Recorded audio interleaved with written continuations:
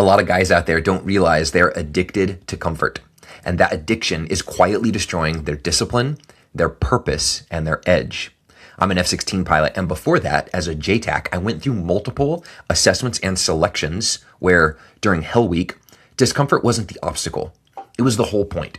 And what I learned on the other side was this, that comfort doesn't heal men. Purpose does. So in this video, I'm going to show you why comfort is quietly destroying masculine strength, why the struggle that you've been running from might be exactly what God wants to use to forge you. And at the end, I will give you one concrete way to start rebuilding your edge today. All right, got a few talking points. The first one is this, is that let's just define the problem. Comfort is not neutral. It reprograms you in a way that you don't want. So if you think about your body, your mind, your spirit, your body adapts to convenience. Like that would be a biological advantage that we have, is to find the path of least resistance to be more efficient, which is a good thing until we make comfort our standard.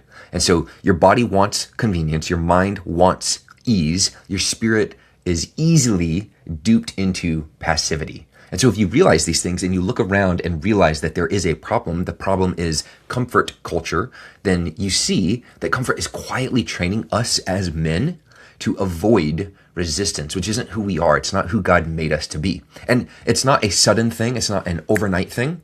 It's something where men gradually become soft through repeated escape.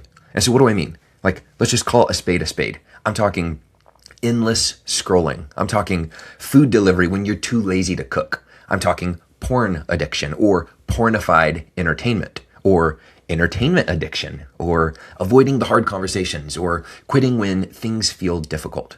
So recognize that a man who always chooses physical comfort will eventually lose the mental ability to do hard things. And that's not who we are. So let's define the problem, that comfort is not neutral. It actually reprograms you. It lessens you. And then let's say, what does God say about this? And so the second point is this. God actually uses adversity as refinement.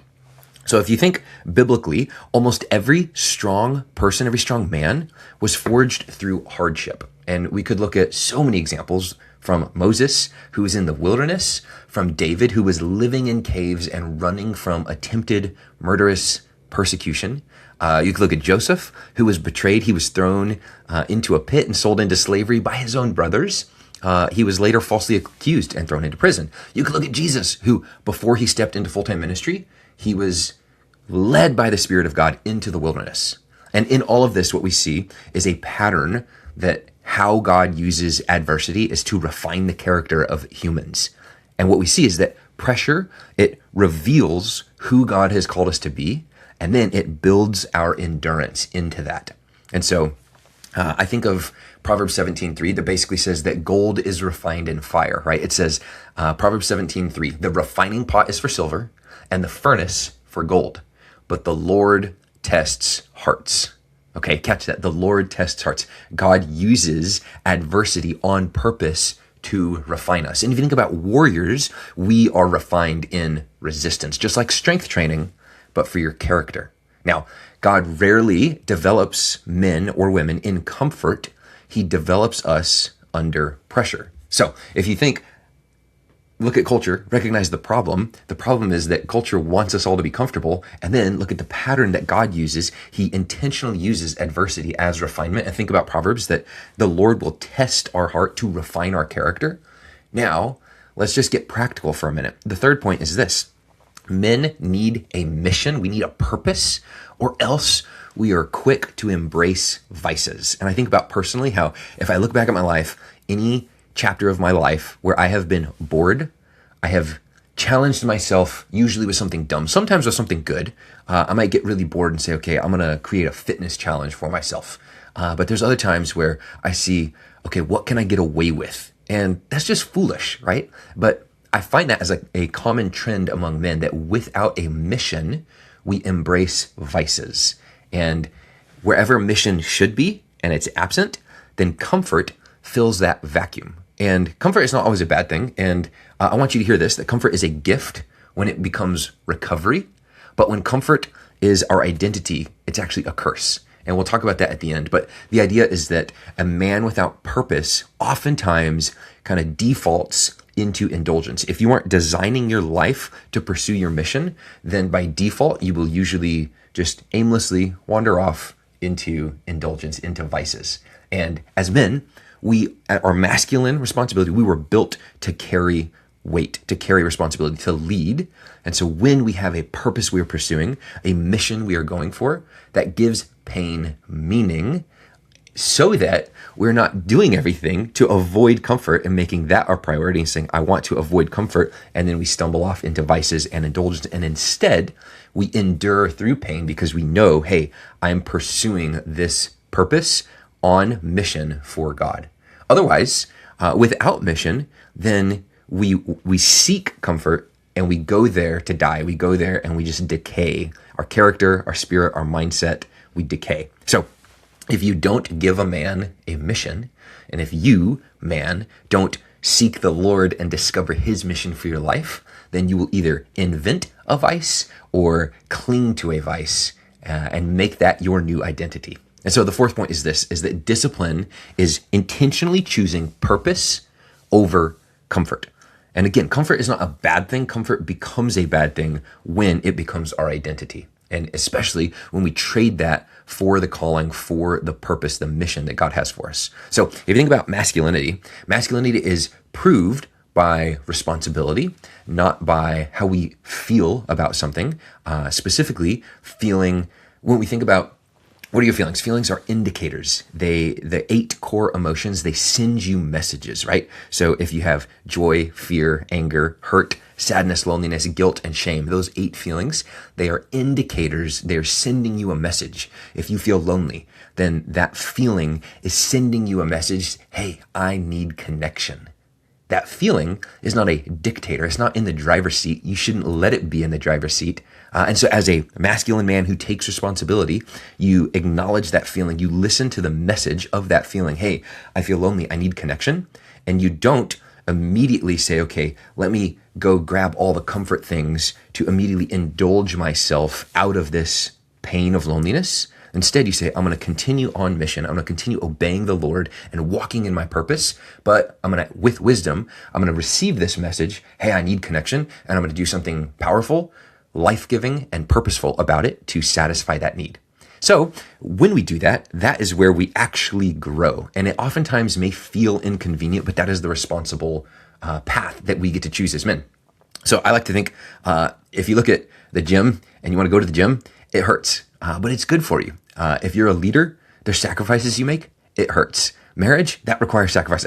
All these concepts, it makes me think of what people say, choose your hard. Like being married is hard. Hey, being lonely is hard. Choose your hard.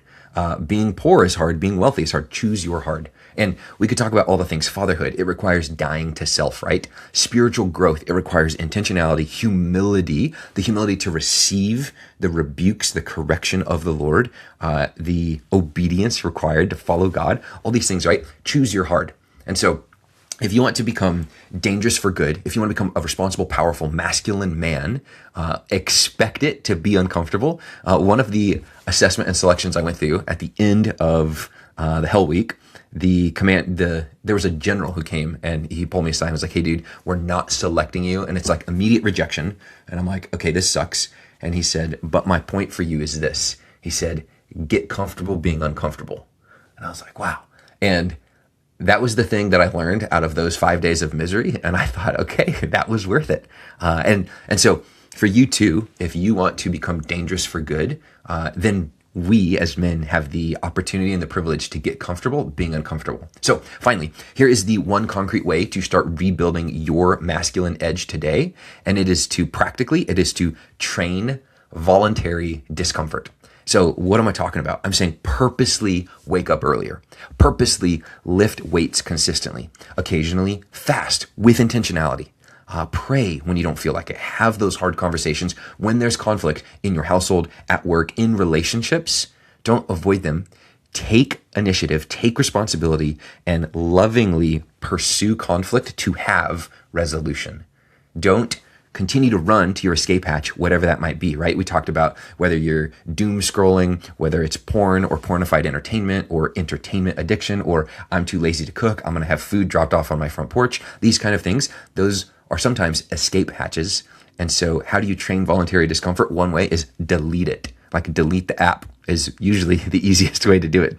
Another way, practically, is to seek challenge instead of pursuing the easiest route. Like purposely find something hard, not for the sake of suffering, but for the sake of developing your own character. And sometimes I think, hey, I want to do one workout a month that is crazy killer hard, that makes me question my own sanity, that says, do I still got it? And it's just a mental check. It's a gut check. So seek challenge on purpose. Go out of your way to voluntarily train discomfort. And what this does, men, is it rebuilds your tolerance for pressure.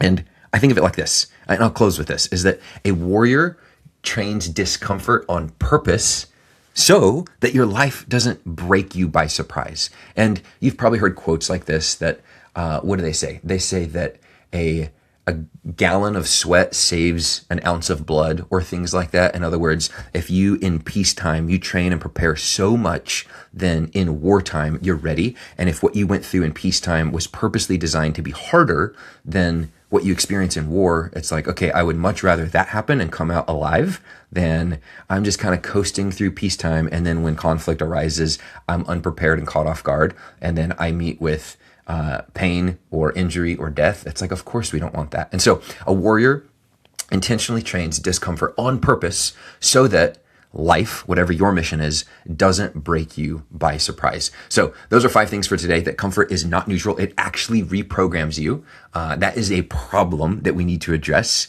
And we talked about practically what that looks like. And then realize that God uses adversity as refinement. Catch the pattern of the Lord, that just like silver and gold are refined in fire, God tests our heart to refine our character.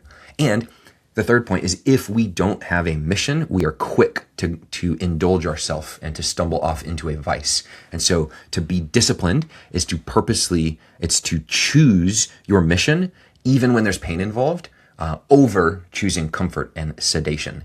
And then practically, you can voluntarily train discomfort, whether it's an early wake-up time, whether it's your weight training, whether it's fasting, praying, having the hard conversations, but intentionally seeking challenges so that you intentionally train discomfort on purpose and you're not caught by surprise and broken by the challenges of life.